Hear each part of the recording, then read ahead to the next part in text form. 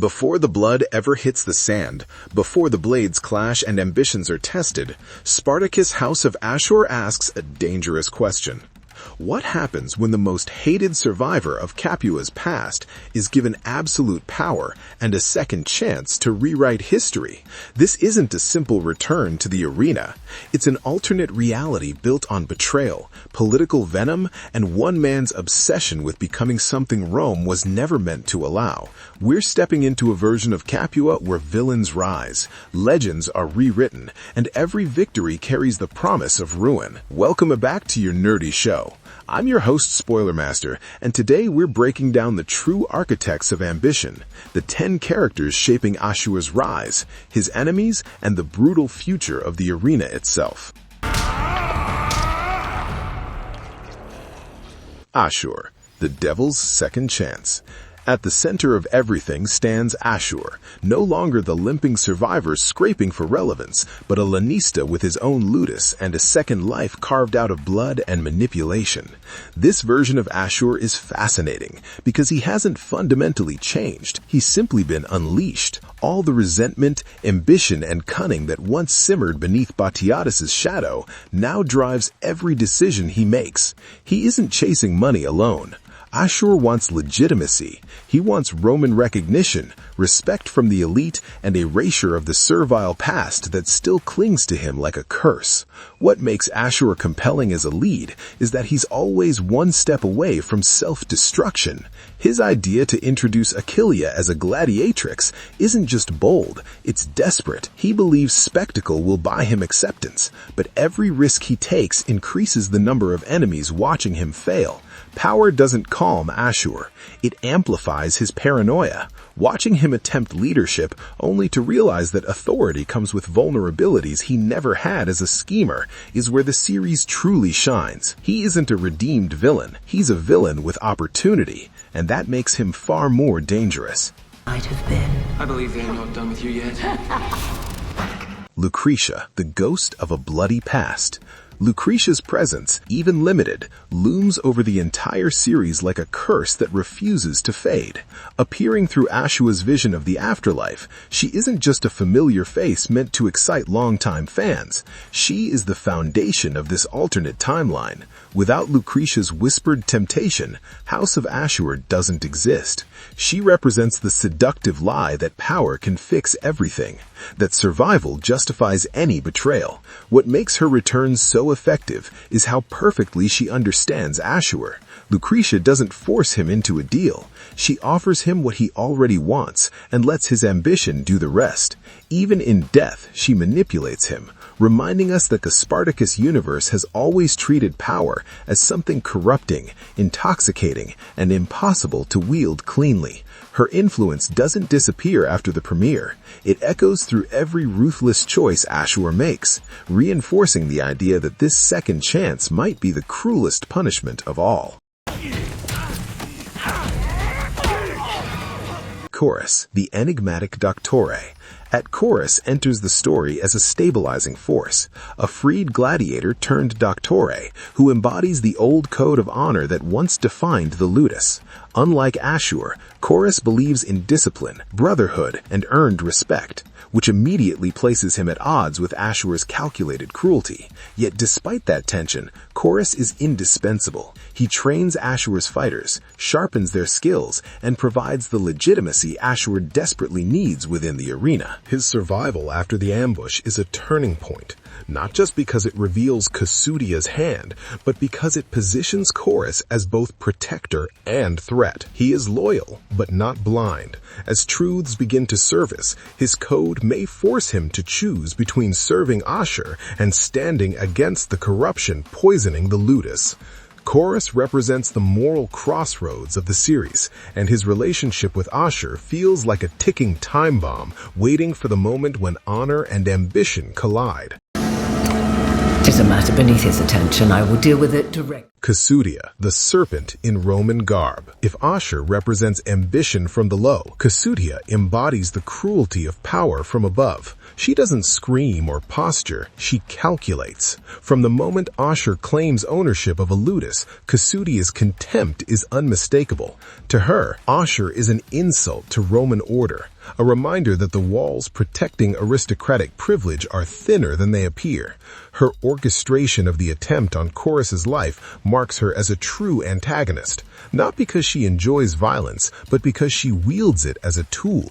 With wealth, influence, and connections to figures like Gabinius, Cossutia operates several moves ahead of Ashur, undermining him quietly while smiling in public. She is the embodiment of the system Ashur wants to conquer, and that makes their conflict inevitable. This isn't personal hatred, it's political extermination.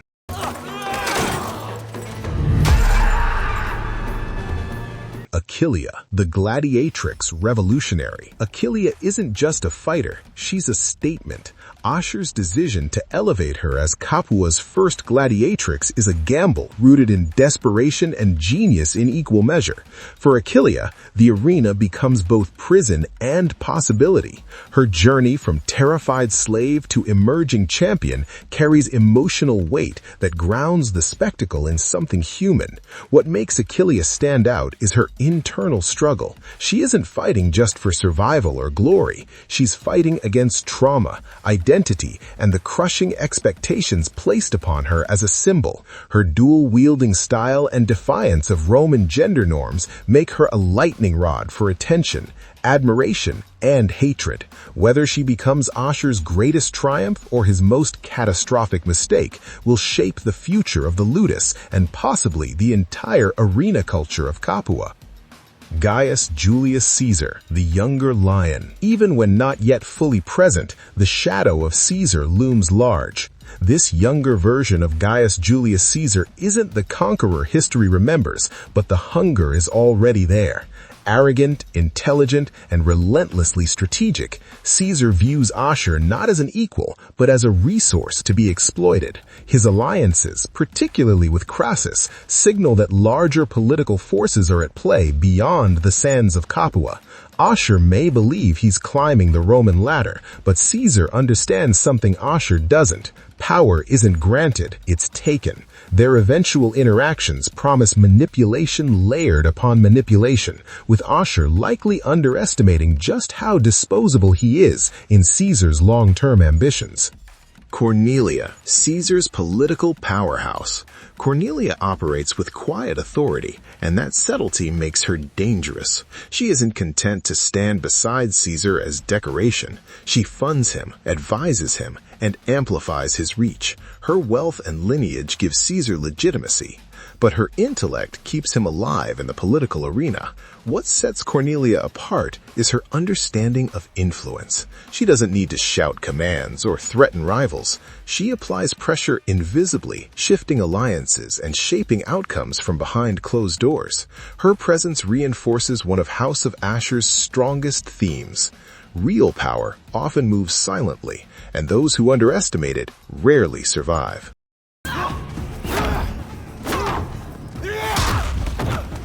Tarchon, the gladiator in search of legacy. Tarchon represents the heartbeat of the ludus. Young, ambitious, and burdened by the legacy of a gladiator father, he fights not just opponents, but expectations. His rivalry with Achilia is rooted in insecurity as much as pride, and that tension fuels some of the most personal conflict within the arena. Through Tarchon, the series explores what it means to chase glory in a world that consumes its heroes. He isn't driven by politics or revenge, he wants to matter. As Ashur's house evolves, Tarchon's path will reveal whether ambition within the arena leads to greatness or erasure. Of escort. I am no mouse, nor shall cower as such. Hilara, Ashur's confidant and agent. Hilara occupies one of the most precarious positions in the series. As an elevated house slave and Ashur's most trusted confidant, she navigates danger daily. Her loyalty is unwavering, but it's also complicated. Hilara understands Ashur's moods, schemes, and weaknesses, making her both his greatest asset and a potential liability. She gathers information, manipulates situations, and shields Ashur from threats he never sees coming. Yet her devotion borders on obsession, raising the question of how far she will go to protect him, and what happens if that loyalty is tested beyond its limits. I would warm more than heart. You're so allowed. Messia, the observer with hidden passions. Messia exists on the edges of power, but that doesn't make her irrelevant. Quiet, observant, and emotionally vulnerable, she watches the world around her with an intensity that suggests she understands more than she reveals. Her unspoken love for Hilara adds a tragic layer to her character, highlighting the emotional cost of survival in Ashur's house. Messia represents the unseen consequences of ambition. While others scheme and fight, she absorbs the fallout. And her perspective offers a reminder that not all influence is loud or immediate. Sometimes the most dangerous witnesses are the ones no one notices. Our nerdy thoughts. The opening chapters of Spartacus' House of Ashur have constructed a brutal, intricate chessboard where every piece believes it controls the game.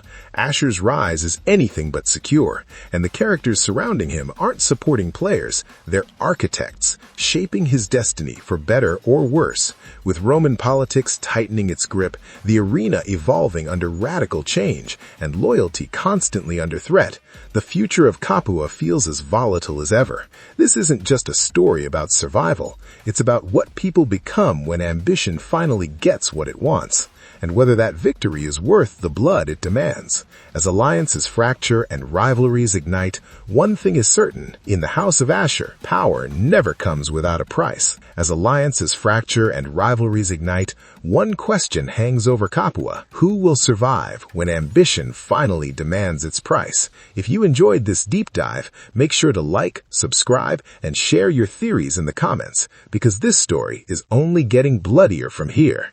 No, what the heck, I'll laugh anyway.